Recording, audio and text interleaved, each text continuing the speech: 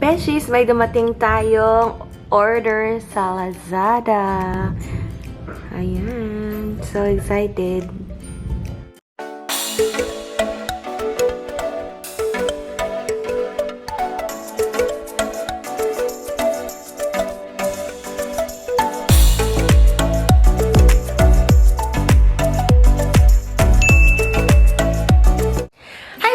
Welcome back sa aking YouTube channel. Andito na ulit ngayon ang inyong Ate Jaja. Ang vlog today is very exciting kasi dumating na yung order ko na air fryer sa Lazada. So, sasamahan nyo ako mag-unbox. So, nabili ko siya July 15 nung bounce back sale. This is a Kyowa air fryer. Ito siya. Ayan. So, 7 liters siya. Nabili ko siya for 3,915. So, ang total price niya kasama yung delivery fee is 4,212 pesos. Actually, may discount lang ako na 150 pesos dahil dun sa voucher na code. And, mahal talaga kasi yung shipping fee hanggang dito sa Batangas. So, I'm so excited. Nabuksan siya.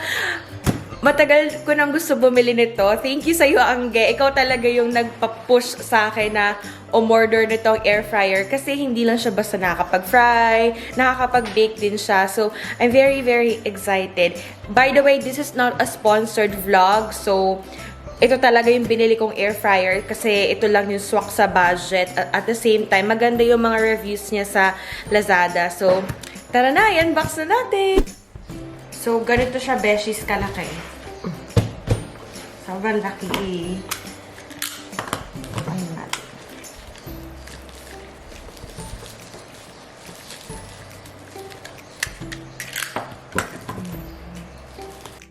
May iba talagang, may iba talagang happiness.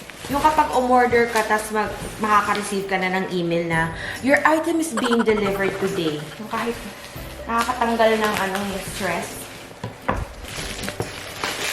Ang laki na! Perfect!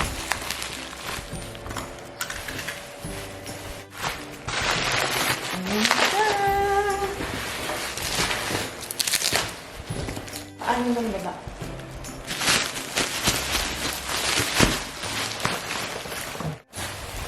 This is it! So, yung vlog natin today, beshies, ay literally unbox lang. Tingnan lang natin yung kung gaano kalaki tong air fryer ng Kyowa.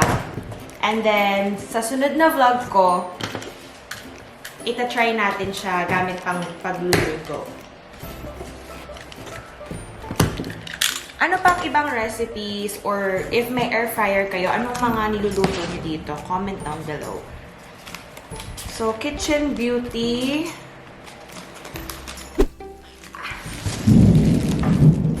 Kulog yan. Cheese ko lang. Yay! Oh my G! Mama, patanggal. Ay.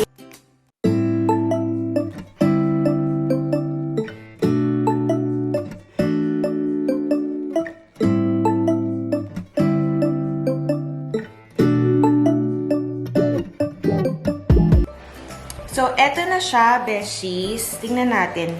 Paano ba to? Press lang. Wala bang kasamang Ito. Air fryer. Instruction manual. ABC. Basket. Oh! Tan-da-da-dan! Ang laki! Wait. Pakita ko ulit sa inyo. So, eto na siya. Ayan. Ganyan kalaki yung paglulutuan nyo. So, ito kamay ko Hindi pa siya abot sa isang dangkal ko. Tapos, eto naman, ito kamay ko, di ba? Ganon. Sakto. Ganon hanggang ganyan sa kataas. Ayan Siguro mga 1.5 na dangkal. So, tingnan natin yung sa congratulations, you are now a proud new owner of Kyowa air fryer model number KW3. So, wash daw muna tong basket. So, ang tawag daw dito is wash basket. Ito siya, ipe-press nyo to. Ito yung pinaka-ano niya.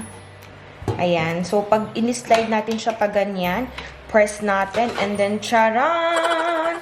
Chon, chon, chon! So, dito yung pinakalutuan niya, and then, yung mga oil, dito siya napupunta. Which is okay lang naman siya hugasan kasi wala naman dito yung electric kineme. Ayun o! So, ito naman, beshies, ang kanyang power, heat, and then, dito yung timer. And then, dito yung mga Celsius kung gaano kainit. Good thing, kasi nag-ask ako sa friend ko, kasi may air fryer nga siya. Ilo, correct me if I'm wrong, pero yun yung ano niya, air fryer niya.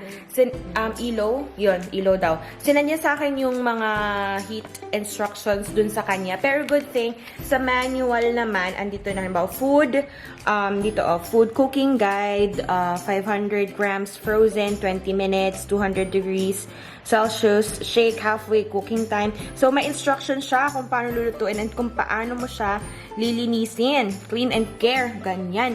Perfect. Dahil dyan, bibigyan ko kayo ng 5 out of 5 talaga dahil sa manual. Pero, syempre, ita-try pa rin natin siya. Abangan nyo ang vlog ko bukas kasi magpiprito tayo. Gagamitin natin tong Kyowa na air fryer. So, syempre, dapat si Momshi, aralin mo din ma kung paano ano yan. Yan.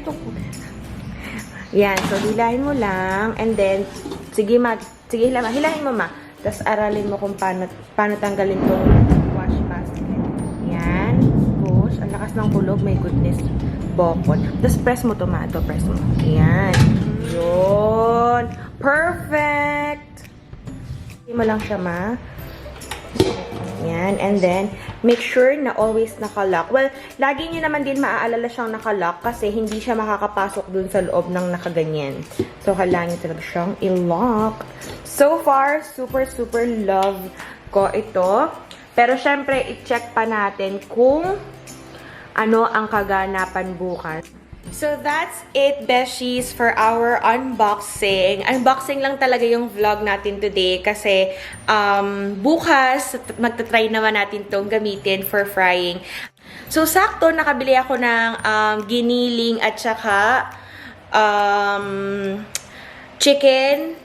So, try natin siyang i-air fry bukas. Babalitaan ko kayo. Tsaka may bacon daw, sabi ni Mama. So, yes, i-try natin siyang i-vlog bukas. Hanggang dito na lang ang vlog natin today, Beshi. Salamat sa lahat ng nanood.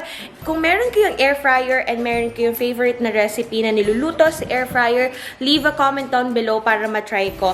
Please do not forget na i-subscribe at i-like ang aking video na ito and follow and like also my Facebook and Instagram page. Ang link ay nasa description below. Shoutout natin for today ay kay Ron Pascual TV. If mahilig kayo sa mga sayaw, sa mga TikTok dances, go ahead and subscribe sa kanyang YouTube channel. Ang link ay nasa description below. Thank you so much for watching. Stay safe, stay happy, and stay healthy sa inyong lahat. God bless us all. Bye!